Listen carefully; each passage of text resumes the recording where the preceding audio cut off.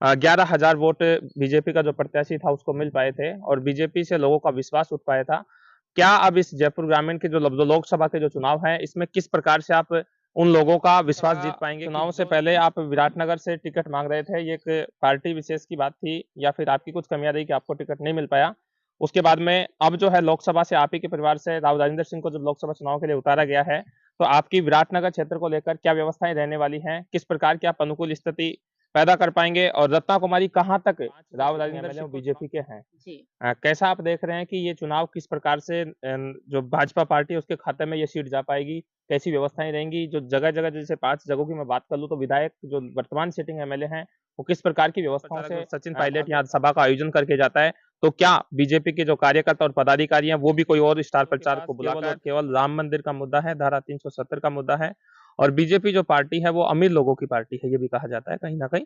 और कांग्रेस के वाले बात करें तो वो ये कहते हैं कि सब कांग्रेस जो पार्टी है वो कहीं न कहीं गरीब और असहाय लोगों की पार्टी है। क्या कहना चाहेंगे कितनी सत्यता है? क्या ये चुनाव धारा 370 को लेकर और जो राम मंदिर को लेकर लड़ा जा रहा है या फिर कुछ प्रधानमंत्री जो हैं सभाओं का आयोजन कर रहे हैं, अपने कोटपुतली में भी सभा का आयोजन हुआ, उसके बाद में चूरू में भी हुआ, देवेंद्र झाझड़िया जी के पक्ष में, उसके अलावा अजमेर में भी हुआ। क्या लगता है अगर जयपुर ग्रामीण क्षेत्र की बात करें तो कोटपुतली जो विशाल जनसभा का आयोजन हुआ, उसके बाद में क्या लगता है चुनाव का क्या जो है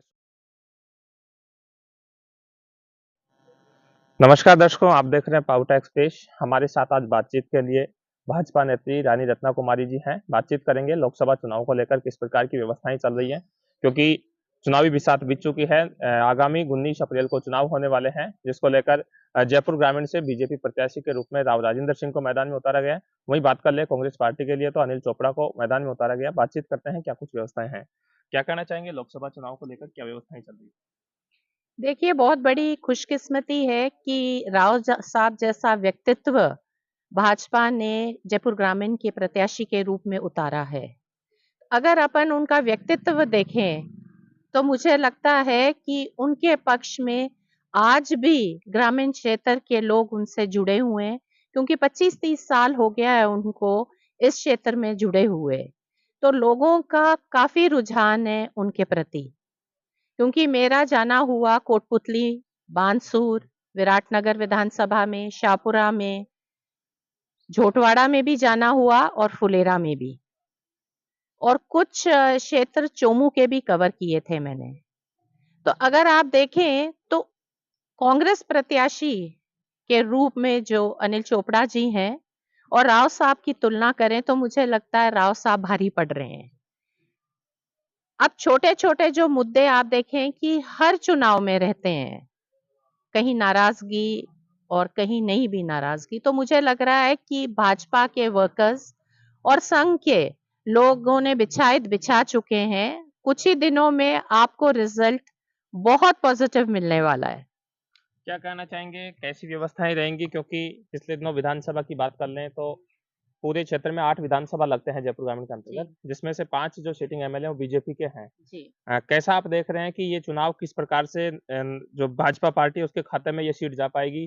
कैसी व्यवस्थाएं रहेंगी? जो जगह-जगह जैसे 5 जगहों की मैं बात कर लूँ तो विधायक जो वर्तमान सिटिंग एमएलए हैं, वो किस प्रकार की व्यवस्थाओं से भागदौड़ कर रहे हैं? देखिए, जहाँ हमारे 5 विधायक हैं, उधर जो हमारी स्थिति है अनुकूल है, क्योंकि सब जगह के विधायक अपना-अपना कार्यक्षेत्र में काम कर रहे हैं और जो पूरे कार्यकर्ता हैं जुड़े हुए हैं। अगर आप लेते हैं 3 विधानसभा जहाँ हमारे विधायक नहीं हैं, हम लोग सीट हार चुके थे, वहाँ पे थोड़ी-सी मेहनत हमें ज़्यादा करनी पड़ेगी। पर मुझे अभी लग रहा है कि कुछ दिनों से जैसे मैं पूरे क्षेत्र में घूम रही हूँ, मेरा जाना हो रहा है, तो धीरे-धीरे करके उन भी विधानसभा में मुझे लगता है हम बहुत अच्छा कार्य कर पाएँगे। आपके लिए मैं बातचीत कर लूँ कि विधानसभा चुनाव से पहले आप विराटनगर से टिकट माँग रहे थे, ये एक पार्टी विशेष की बात थी या फिर आपकी कुछ कमियाँ रही कि आपको टिकट नहीं मिल पाया? उसके बाद में अब जो है लोकसभा से आप ही के परिवार से राव राजेंद्र सिंह को जब लोकसभा चुनाव के लिए उतारा गया है, तो आपकी विराटनगर क्षेत्र को लेकर क्या व्यवस्थाएँ रहने वाली हैं? किस प्रकार की आप अनुकूल स्थिति पैदा कर पाएँगे और रत्ना कुमारी कहाँ तक राव राजेंद्र सिंह को चुनाव जिताने के लिए दौड़ पाएगी? देखिए, राव साहब पिता तुल्य हैं मेरे और मेरे आदर्श भी हैं। तो मुझे तो बहुत खुशी हुई जिस दिन उनको टिकट मिली। रही बात विधानसभा विराटनगर की, जब कुलदीप धनखड़ जी को टिकट मिली थी, तो पूर्ण रूप से मैंने उनका साथ दिया था और पार्टी को जिताने का भरपूर कोशिश करी थी और आपके सामने नतीजा है, कुलदीप धनखड़ जी खूब मतों से जीते थे। और मेरा पूरा हर रोज का जो मेरा कार्यशैली है वो यही रह रही है कि किस रूप से हम राव साहब को मजबूती दे सकें। जैसे मातृशक्ति भी है तो गांव-गांव में जाके उनसे मैं मीटिंग्स ले रही हूँ और बड़ा अच्छा माहौल मातृशक्ति के रूप में भी उभर कर आ रहा है। एक प्रश्न मेरा आपसे और रहेगा कि शाहपुरा विधानसभा की मैं अगर बात कर लूँ चुनाव को लेकर तो महज 11,000 वोट बीजेपी का जो प्रत्याशी था उसको मिल पाए थे और बीजेपी से लोगों का विश्वास उठ पाया था। क्या अब इस जयपुर ग्रामीण के जो लोकसभा के जो चुनाव हैं, इसमें किस प्रकार से आप उन लोगों का विश्वास जीत पाएँगे कि जो लोग विधानसभा में भाजपा प्रत्याशी पर विश्वास नहीं जता पाए थे, वो अब जयपुर जो सांसद के जो चुनाव है इसमें विश्वास जता पाएँगे? देखिए, धीरे-धीरे करके माहौल पूर्ण रूप से बनता चला जाएगा और मुझे पूर्ण विश्वास है कि शाहपुरा विधानसभा भी अच्छे मतों से लीड लेगी। क्योंकि विधानसभा का चुनाव अलग होता है और लोकसभा का चुनाव अलग होता है। आज अगर हम देखें तो आदरणीय प्रधानमंत्री श्री नरेंद्र मोदी जी के चेहरे पे ये चुनाव लड़ा जा रहा है और आज अगर हम बात करें तो 500 साल बाद जो राम मंदिर का निर्माण हुआ, वो खुद में अद्भुत है और लोगों में पूर्ण रूप से भगवान राम के प्रति जो आस्था हुई है, मुझे लगता है बच्चा-बच्चा, मातृशक्ति, पुरुष सभी जने राममय में रंग चुके हुए हैं। अभी 25 जो सीटें हैं राजस्थान से लोकसभा को लेकर, कितनी सीटें आप भाजपा के खाते में देख पा रहे हैं? अगर आप मुझे पूछे तो 25 की 25 सीटें भाजपा के खाते में जा रही हैं कि जिस तरीके से मोदी जी को हर व्यक्ति तीसरी बारी प्रधानमंत्री देखना चाहता है, उसी तरीके से लोग, जनता सब जुट चुके हैं। यहाँ तक कि जो नव अपने मतदाता हैं, उनसे भी मैंने कल पता किया जैसे बच्चियाँ हैं या बेटे हैं जो नव मतदाता हैं, तो उनसे मैंने पूछा आप किसको वोट देंगे? तो उन्होंने कहा हम कमल के फूल को देंगे क्योंकि हमको हमारा प्रधानमंत्री नरेंद्र मोदी जी चाहिए। तो इससे बढ़ के खुशी की क्या बात होएगी? रत्ना जी, जब मैं गाँव-गाँव इंटरव्यू ले रहा हूँ, अनेकों लोगों का फीडबैक भी ले रहा हूँ, चुनाव को लेकर क्या चल रहा है, इस बीच एक बड़ा प्रश्न बनकर आता है। विपक्ष के लोग भी कहते हैं, पक्ष के लोग भी कहते हैं कि बीजेपी वालों के पास केवल और केवल राम मंदिर का मुद्दा है, धारा 370 का मुद्दा है और बीजेपी जो पार्टी है, वो अमीर लोगों की पार्टी है, ये भी कहा जाता है कहीं न कहीं। और कांग्रेस के वाले बात करें तो वो ये कहते हैं कि सब कांग्रेस जो पार्टी है, वो कहीं न कहीं गरीब और असहाय लोगों की पार्टी है। क्या कहना चाहेंगे कितनी सत्यता है? क्या ये चुनाव धारा 370 को लेकर और जो राम मंदिर को लेकर लड़ा जा रहा है या फिर कुछ और? मैं तो बिल्कुल इस बात पे विश्वास नहीं करती हूँ क्योंकि भारतीय जनता पार्टी ही एक पार्टी है जो गरीब के की पार्टी है। अगर आप देखें कि मातृशक्ति के लिए तो प्रधानमंत्री मोदी जी ने आप देखिए कि गैस सिलेंडर से लेके शौचालय से लेके आवास तक उनका पूर्ण रूप से उनका सहयोग दिया है। नहीं तो मेरी जितनी भी बहनें हैं, वो शाम का इंतज़ार करती थी। और उनको लकड़ी के चूल्हे पे खाना बनाना पड़ता था। तो क्या आपको लगता है कांग्रेस सरकार इतने सालों से सो रही थी क्या? अगर उनको ये हालत हमारी मातृशक्ति की नहीं दिखी, तो ये तो सिर्फ हमारे मोदी जी ने ही इस सपने को साकार किया है।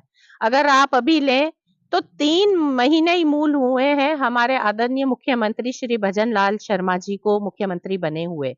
इन 3 महीने में आप देखिए जो पेपर लीक का मामला था, वो एकदम उन्होंने एसओजी गठित करके और जितने भी अपराधी थे उनको जेल भेजा है। तो ये कम बात नहीं है कि महिला भी अगर आप देखें तो आज सुरक्षित है। मैं तो उस जगह से आती हूँ जहाँ पे 370 हटी है, जम्मू कश्मीर मेरा पीहर है, तो आप देखें हर रोज़ वहाँ पे तो धमाके होते थे। यहाँ तक कि जब अमरनाथ की यात्रा जाती थी तो धमाके होकर उसको रोक दिया जाता था। अब पूर्ण रूप से शांति है जम्मू कश्मीर में और अमन चैन पूरा लौट आया है। तो मैं नहीं समझती हूँ कि कांग्रेस कुछ कर पाई इन 70 सालों में। लोकसभा चुनाव की मैं बात कर लूँ तो जगह-जगह देश के प्रधानमंत्री जो हैं सभाओं का आयोजन कर रहे हैं। अपने कोटपुतली में भी सभा का आयोजन हुआ, उसके बाद में चूरू में भी हुआ, देवेंद्र झाझड़िया जी के पक्ष में, उसके अलावा अजमेर में भी हुआ। क्या लगता है अगर जयपुर ग्रामीण क्षेत्र की बात करें तो कोटपूतली जो विशाल जनसभा का आयोजन हुआ, उसके बाद में क्या लगता है चुनाव का क्या जो है सुर्खियों में क्या चल रहा है? नहीं, मुझे लगता है कि हमारे आदरणीय प्रधानमंत्री श्री नरेंद्र मोदी जी ने जिस समय सभा संबोधित करी थी, उस दिन से माहौल भाजपा के पक्ष में बिल्कुल बदल चुका है।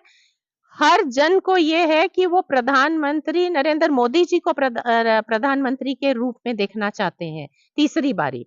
तो हमेशा से लोगों का यही रहा है और इस बारी हैट्रिक होएगी हमारे प्रधानमंत्री जी की। मेरा आपसे अंतिम सवाल रहेगा कि अब जैसे चुनावों के लिए समय बहुत कम बचा है, 19 तारीख को चुनाव होने वाले हैं। इस बीच पार्टियां जो हैं, चाहे वो बीजेपी पार्टी हो, चाहे वो कांग्रेस पार्टी हो, अपने-अपने समर्थन में अपने जो स्टार प्रचारक हैं, उनको बुलवा भी रहे हैं और कहीं न कहीं चुनाव को एक तरफा या एक तरफा माहौल करने की भी बात की जा रही है। अब जब कोटपुतली में आगामी दिनों में यानी कि स्टार प्रचारक सचिन पायलट की विशाल जनसभा का आयोजन होगा, क्या इस सभा से भाजपा पार्टी पे या भाजपा पार्टी के जो कार्यकर्ता हैं, उन पे कुछ खास फ़र्क पड़ पाएगा? दूसरा प्रश्न मेरा आपसे ये भी रहेगा कि आगामी दिनों में अगर स्टार प्रचारक जो सचिन पायलट यहाँ सभा का आयोजन करके जाता है, तो क्या बीजेपी के जो कार्यकर्ता और पदाधिकारी हैं, वो भी कोई और स्टार प्रचारक को बुलाकर और अपने जो है चुनाव प्रचार करवा पाएँगे? मुझे ये लगता है कि सचिन पायलट जी के आने से और सभा संबोधित करने से कोई ज़्यादा फ़र्क नहीं पड़ेगा। हमारे पास भाजपा से आप देखिए एक से बढ़कर एक प्रचारक हैं और जब वो संबोधन देंगे तो मुझे लगता है कि माहौल और भी ज़्यादा बढ़िया हो जाएगा और हमारे भाजपा की तरफ पूरा पक्ष की तरफ चला जाएगा और राव साहब 5 लाख मतों से ज़्यादा वोट से जीत कर आएँगे, ये मेरी कल्पना है। मेरा एक अंतिम प्रश्न हो जाएगा रत्ना जी आपसे कि अब समय बहुत कम आपके पास बचा है। जी। रत्ना जी किस प्रकार से राव साहब को सीट निकालने के लिए मैं बात करूँ कि बीजेपी के खाते में इस सीट को डालने के लिए कितना प्रयास करेंगी? मेरा तो सुबह से लेकर 8 बजे मैं घर से निकलती हूँ, रात 12 बजे घर पहुँचती हूँ, तो मैं हर छोटी ढानी गाँव में जा रही हूँ, जहाँ मेरी मातृशक्ति पुरुष से छोटी-छोटी मीटिंग्स ले रही हूँ, बड़ी-बड़ी मीटिंग्स ले रही हूँ और मुझे पूर्ण रूप से विश्वास है कि जनता का मन बदल चुका है और आगामी जो चुनाव है 19 तारीख का, कमल का फूल का बटन दबा के राव साहब को विजयी बनाएँगे हम लोग। बहुत-बहुत धन्यवाद। ये थे हमारे साथ भाजपा नेत्री रत्ना कुमारी जी। देखते रहिएगा पावटा एक्सप्रेस। जय हिंद, जय भारत।